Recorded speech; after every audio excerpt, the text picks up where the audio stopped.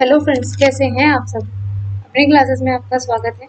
और अगर अभी तक आपने हमारे चैनल को सब्सक्राइब नहीं किया है तो प्लीज़ फ्रेंड्स सब्सक्राइब कीजिए, रेट रिव्यू कीजिए, कमेंट कीजिए, हमारे चैनल को सब्सक्राइब कीजिए। फ्रेंड्स, हम यूजीसी नेट मैनेजमेंट के कंप्लीट कोर्स हमने चलाया हुआ है दिसंबर एग्ज़ाम के लिए पेपर 2। इसमें मैनेजमेंट और कॉमर्स दोनों स्टूडेंट्स के लिए बेनिफिट्स है, क्योंकि दोनों के लिए ही कॉमन टॉपिक्स हैं इसमें। और मैनेजमेंट का फुल फ्लेज कोर्स है, ये फ्री ऑफ कॉस्ट आपको मिलेगा। तो इसमें फ्रेंड्स हम काफ़ी सारी ऑलरेडी अपने टॉपिक्स कवर कर चुके हैं। हमारा आज से स्टार्ट होने जा रहा है फाइनेंशियल मैनेजमेंट। तो इसकी फर्स्ट क्लास है आज। फाइनेंशियल मैनेजमेंट का हम स्टार्ट करते हैं कैपिटल बजटिंग से। कैपिटल बजटिंग जो हमारे है बहुत ही इम्पोर्टेंट पार्ट है, बिकॉज कैपिटल बजटिंग एक प्रोफेशनली या मतलब एक फॉर्मल वे में चलने वाला वो प्रोसेस है, जिसमें हम अपने एक्सपेंडिचर को कंट्रोल करके अपना जो हमारा प्रोजेक्ट है जो भी हम अपने न्यू प्रोजेक्ट्स में इन्वेस्ट करना चाहते हैं उनकी प्रॉपर डिसीजन मेकिंग करते हैं। मीन्स अगर सपोज हमारे पास A B and C 3 type के प्रोजेक्ट्स हैं, तो हम उन्हें इवेलुएट करके एनालिसिस करके तब हम उसमें इम्प्लीमेंट करते हैं अपने न्यू प्रोजेक्ट के लिए। तो उसी का ही ये एक कैपिटल बजटिंग पार्ट होता है, मतलब कि हमें बजट बनाना अपनी फिक्स्ड एसेट्स के लिए, अपनी requirements day to day working capital के लिए, एंड अपनी जो इन्वेस्टमेंट पॉइंट ऑफ व्यू से हमारे जो प्रोजेक्ट्स हैं उन पे हमें सारा एस्टीमेट बनाना, एक बजट को रेडी करना। एंड देन अब नेक्स्ट आता है capital is total investment of the company. जो कैपिटल होती है वो टोटली इन्वेस्टमेंट होती है कंपनी की। एंड बजटिंग जो होती है वो अभी मैंने बोला आपको, एक प्लान है, एक आर्ट है, एक स्ट्रक्चर, एक प्रोसेस है जिसको फॉलो करके हम अपनी टोटल इन्वेस्टमेंट जो है कंपनी की उसको हम अच्छे से यूटिलाइज कर पाएँ। एंड देन इसके कुछ फीचर्स होते हैं। ये high risk high of return होता है, बिकॉज हम जब किसी प्रोजेक्ट में इन्वेस्ट करना चाहते हैं तो हम ये देखते हैं कि हमारा रिटर्न कितना आएगा। अगर हाई रिटर्न होगा फ्रेंड्स तो ऑब्वियसली हमारा रिस्क भी हाई होगा। So that's the reason high risk होता है इसके अंदर। और ये प्रॉफिट्स जो हमारा होता है वो लार्ज स्केल्स का हमारा प्रॉफिट होता है इसमें। ये लॉन्ग टर्म में ही होता है, बिकॉज लॉन्ग टर्म अगर आप किसी इन्वेस्टमेंट करेंगे किसी प्रोजेक्ट पे तभी आपको बेनिफिट्स भी मिलेंगे। शॉर्ट टर्म में फ्रेंड्स आपको सिर्फ इंजॉयमेंट होता है, बेनिफिट्स जो आपको high risk of high returns के मिलते हैं वो थोड़े लॉन्ग टर्म में मिलते हैं, जिसमें हम इनिशिएटिव्स एंड एस्टिमेटेड रिटर्न देखते हैं। मीन्स हमने क्या बेसिक्स इन्वेस्ट किया एंड देन क्या हमें एस्टिमेट हम लगाते हैं। एस्टिमेट मतलब होता है किसी चीज़ के लिए एज्यूम करना। मान लिया कि सपोज अगर हम 1 करोड़ का एक इन्वेस्टमेंट लेते हैं एंड देन ये हम पूरा प्रोसेस फॉलो करते हैं, प्रॉपर सिस्टमेटिक जो वे है उसको फॉलो करके चलते हैं, तो देन हमें 1.5 से 2 करोड़ तक का प्रॉफिट अर्न हो जाएगा। तो ये एक एस्टिमेटेड रिटर्न हम इसमें देखते हैं। नेक्स्ट आता है कैपिटल बस्टिंग का प्रोसेस। प्रोसेस कैसे होता है ये 1-2 बार पूछा गया है पहले, कि सपोज अगर हम किसी प्रोजेक्ट में इन्वेस्ट करना चाहते हैं तो उसकी क्या स्टेप्स होंगी। फर्स्ट हम आइडेंटिफिकेशंस में देखेंगे, मतलब कि हम प्रोजेक्ट को आइडेंटिफाई करेंगे एक्चुअल में प्रोजेक्ट क्या है, हमारे रिक्वायरमेंट के अकॉर्डिंग है कि नहीं है। हम फिर जनरलाइजेशंस करेंगे कि क्या वो जो प्रोजेक्ट है वो एक न्यू प्रोडक्ट की है या नहीं है। जैसे सपोज हम सोच रहे हैं कि हम न्यू प्रोडक्ट में जंप करना चाहते हैं, ऐसा तो नहीं वो हमारे एग्जिस्टिंग बिजनेस से रिलेटेड है या नहीं है, सब देखेंगे। फिर हम स्कैनिंग करेंगे। स्कैनिंग मतलब पूरा एक तरीके से पूरा ब्यूरो अपनी आंखों के सामने उतार देना, देखना, समझना। फिर उसको इवैल्यूएट करेंगे। इवैल्यूएट में हम अपने प्रोजेक्ट को कम्प्लीटली देखेंगे कि हमारे मैक्सिमम रिटर्न क्या है और मार्केट के अकॉर्डिंग क्या वैल्यू है इसकी। एंड देन हम प्रोजेक्ट को सेलेक्ट कर लेंगे कि हमने देख लिया प्रोजेक्ट क्या है, उसका पर्पस क्या है, मतलब हम जो प्रोजेक्ट लेना चाहते हैं उसका पर्पस फुलफिल हो रहा है या नहीं हो रहा है। देन हमने उस प्रोजेक्ट को आइडेंटिफिकेशन करके सब चीज़ें चेक कर ली एंड देन हमने उसकी स्कैनिंग कर ली कि इसमें कौन कौन से मेथड्स यूज़ किए जाएंगे, कितना कंट्रोलिंग बजट बनाएंगे, क्या इसका प्रोसीजर रहेगा, कहाँ पे हम इसको यूज़ करेंगे। सब हमने देख लिया, देन हमने पूरा एस्टिमेट भी कैलकुलेट कर लिया, इवेलुएट करके हमने रिटर्न भी चेक कर लिया, देन हम उस प्रोजेक्ट को सिलेक्ट करेंगे। एंड देन जब प्रोजेक्ट हमने सिलेक्ट कर लिया, फिर हम उस प्रोजेक्शंस को इम्प्लीमेंट करेंगे कि हाँ अब हम रेडी हैं इस प्रपोजल्स के लिए। एंड देन उसकी जो परफॉर्मेंस आई है कि रिटर्न क्या आ रहा है, वो सब चेक करके हम उसे एक्सेप्ट कर लेंगे। तो देन इसमें कुछ फैक्टर्स होते हैं जो कैपिटल बस्टिंग को बहुत ज़्यादा अफेक्ट करते हैं। कैपिटल बस्टिंग के लिए फंड्स का अवेलेबल होना बहुत ज़रूरी है, एक सफिशेंट फंड होना बहुत ज़रूरी है। कॉस्ट की भी यहाँ पे बात हो रही है। कैपिटल स्ट्रक्चरिंग हम देखते हैं, ये सब मैं आपको आगे डिटेल में पढ़ाऊंगी। कैपिटल स्ट्रक्चरिंग क्या होती है, वर्किंग कैपिटल क्या होती है, एंड कॉस्ट ऑफ कैपिटल क्या होती है, क्या मैनेजमेंट डिसीजन क्या होते हैं। इससे हमें ये क्लियर हो जाएगा कि जब हम कैपिटल बस्टिंग बनाते हैं तब हमें कैपिटल स्ट्रक्चर की रिक्वायरमेंट क्यों पड़ती है, कैपिटल का स्ट्रक्चर किस टाइप से होना चाहिए, डिसीजन हमारा रैशनल होना चाहिए, अकाउंटिंग मेथड हम देखते हैं कौन सा रहेगा, एंड देन टैक्सेशन पॉलिसी भी देखेंगे कि जिस एरिया में हमने लगाया है उससे क्या बेनिफिट हमें मिलेगा, क्या टैक्सेशन में रिलैक्सेशन मिलेगा या नहीं मिलेगा। Working capital day to day की जो हमारी एक्सपेंडिचर्स वगैरह हैं या इनकम है उसको हम कैलकुलेट करते हैं। रिटर्न हमारा कितना आ रहा है, प्रोजेक्ट की एक्चुअल में नीड कितनी है, रिक्वायरमेंट्स के अकॉर्डिंग हम देखेंगे। गवर्नमेंट की पॉलिसी उस एरिया में क्या है, जैसे अंडर डेवलपिंग एरियाज होता है तो उसमें गवर्नमेंट काफ़ी रिबेट्स दे देती है। अर्निंग्स हम अपनी चेक करेंगे। द कैपिटल बस्टिंग डिसीजन जो होता है फ्रेंड्स, वो एक रैशनल होता है, बहुत ही क्रूशल होता है। मीन्स जैसे हमारा प्रॉफिट मैक्सिमाइज होता है या एक ऑप्टिमम लेवल पे होता है, हम उसके बेस पे अपना जो हमारा रिवेन्यू इंक्रीज हो रहा है उसके बेस पे हम अपनी कॉस्ट को ट्राई करते हैं रिड्यूस करने के लिए। तो उसी के बेस पे हम डिसीजन लेते हैं कि minimum cost to maximum output. तो इसमें कुछ रिजेक्शन एंड एक्सेप्टेंस डिसीजंस होते हैं कि जब हमारा रिवेन्यू जो होता है वो इंक्रीज हो रहा होता है या रेट ऑफ रिटर्न जो है वो ग्रेटर देन हो जाती है हमारी रिक्वायर्ड रेट ऑफ रिटर्न से या कॉस्ट ऑफ कैपिटल से, तो देन हम एक्सेप्ट कर लेते हैं। कॉस्ट ऑफ कैपिटल मतलब जितनी हमने कैपिटल लगाई है उसकी जो कॉस्ट है उससे ज़्यादा हमें रिटर्न मिल रहा है, तो देन हम उस प्रोजेक्ट को एक्सेप्ट कर लेंगे। अदरवाइज अगर हमारी इन्वेस्टमेंट ज़्यादा है और रिटर्न कम मिल रहा है तो हम उसको रिजेक्ट कर देंगे। म्यूचुअल एक्सक्लूसिव प्रोजेक्ट डिसीजन, ये पूछा गया है डायरेक्ट लिगेशंस की। म्यूचुअल एक्सक्लूसिव से जो प्रोजेक्ट्स होते हैं वो क्या होते हैं इस टाइप से। तो म्यूचुअल एक्सक्लूसिव इन्वेस्टमेंट डिसीजन को मतलब अच्छे से इम्प्रूव करने के लिए लिया जाता है कि जैसे प्रोजेक्ट को एक्सेप्ट करना है या रिजेक्ट करना है, हम उस टाइम पे देखने हैं। म्यूचुअल एक्सक्लूसिव वो होते हैं प्रोजेक्ट्स, वो वाले प्रोजेक्ट्स होते हैं जो मतलब एकदम कॉमन में आते हैं, तो इसमें ओनली एक ही चॉइस होती है, तो उसके अकॉर्डिंग हम इसमें प्रोजेक्ट को एक्सेप्ट करते हैं।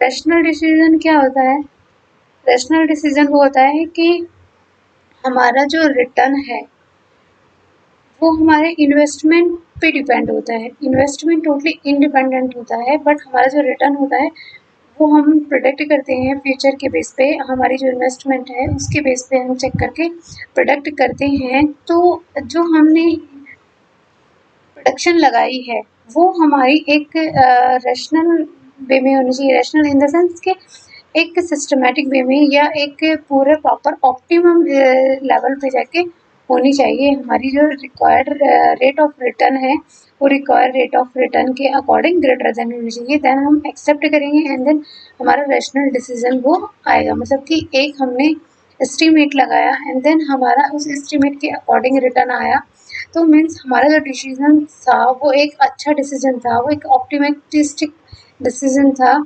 यूटिलाइजेशन हमारा हुआ, यूजफुल रहा हो, तो देन हम उस प्रोजेक्ट्स को एक्सेप्ट करते हैं।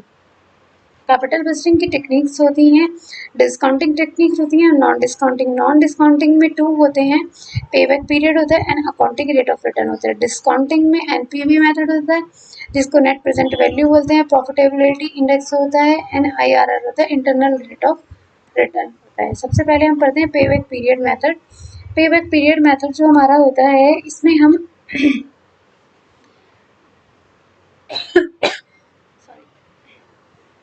देखते हैं कि जो हमने बेसिक इन्वेस्टमेंट किया है अपने प्रोजेक्ट में, वो हमारा कैश कितने टाइम में रिकवर हो रहा है। बेसिकली हम देखते हैं, सपोज हमने प्रोजेक्ट को स्टार्ट किया, मैं आपको इससे एक बारी का समझाती हूँ। सपोज हमने 2 प्रोजेक्ट स्टार्ट किए, ए एंड बी, 1 लाख से हमने स्टार्ट किया, तो इनकी जो फर्स्ट ईयर का आउटपुट रहा 50 एंड 1 लाख हुआ, एंड देन नेक्स्ट में 40 टू 5000 हुआ, एंड देन ये इस तरीके से हमारा बढ़ता चला गया। एंड टोटल जो हमारा 5 ईयर का प्लान था, तो उसमें 2 लाख 10,000 एंड 1 लाख 10,000 का हमारा ये आता है। तो फ्रेंड्स हम देखते हैं कि हमने 1 लाख की इन्वेस्टमेंट की थी आज की डेट में, एंड देन हम आने वाले नेक्स्ट ईयर में हम चेक करते हैं कि हमारा 1 लाख रुपए कब कंप्लीट हो गया। मतलब हमारी इन्वेस्टमेंट जो कॉस्ट है, कॉस्ट ऑफ कैपिटल जो है, वो हमने कितने सालों में रिकवर कर ली है, मतलब कंप्लीट कर लिया है। उसके बाद तो हमें प्रॉफिट्स ही अर्न होएगा ना, जितना भी अर्न होएगा। तो प्रोजेक्ट बी में हमने फर्स्ट ईयर में ही कंप्लीट कर ली है, एंड सेकेंड जो बी है हमारा, ए है हमारा, उसमें जो हमारी कॉस्ट कंप्लीट हो रही है वो 3 ईयर में जाके कंप्लीट हो रही है। तो देन जो हमारा नीचे का प्रॉफिट बचा प्रोजेक्ट बी का 10,000, वो हमें प्रॉफिट, डायरेक्टली प्रॉफिट मिला आफ्टर 1 ईयर। तो इस तरीके से हम इसको कैलकुलेट करके देखेंगे कि हमारा जो प्रॉफिट आ रहा है वो फर्स्ट में आ रहा है 1 ईयर में, एंड सेकंड में आ रहा है, सेकंड एंड थर्ड ईयर को हम कैलकुलेट करके निकालते हैं। तो इसका फ्रेंड्स ये फॉर्मूला होता है, इस फॉर्मूले के बेस पे हम कैलकुलेट करते हैं। जैसे कैश आउटले, जिसको इन्वेस्टमेंट बोला जाता है, अपॉन एनुअल कैश इनफ्लो भी होता है। एंड देन अब आता है ARR, accounting rate of return. Accounting rate of return में हम देखते हैं कि जो हमारा एवरेज रिटर्न है, हमारी एवरेज इनकम के अकॉर्डिंग या इन्वेस्टमेंट के, तो वो हमारा कितना percent earning point of view से आ रहा है। मीन्स इसमें हम minimum required rate of return को रखते हुए माइंड में अकाउंटिंग रेट ऑफ रिटर्न को एक्सेप्ट करते हैं अगर वो ग्रेटर देन होती है। तो इसका फॉर्मूला है average income upon average investment. Discounting technique अब यहाँ से स्टार्ट होती है। डिस्काउंटिंग टेक्निक्स में क्या होता है, कैश इनफ्लो एंड आउटफ्लो दोनों को हम देखते हैं और उसको कंसीडर किया जाता है according to investment of the project.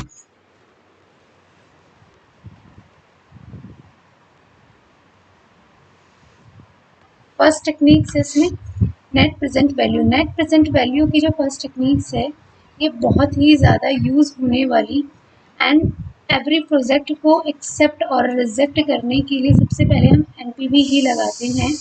तो हमारा म्यूचुअल एक्सक्लूसिव होगा, देन अदरवाइज अदर प्रोजेक्ट होंगे, तो हम NPV को कैलकुलेट करते हैं। आफ्टर दैट NPV का अगर रिजल्ट प्रॉपर ठीक नहीं है, देन हम अदर टेक्निक्स को यूज़ करते हैं। But first of all NPV use किया जाता है।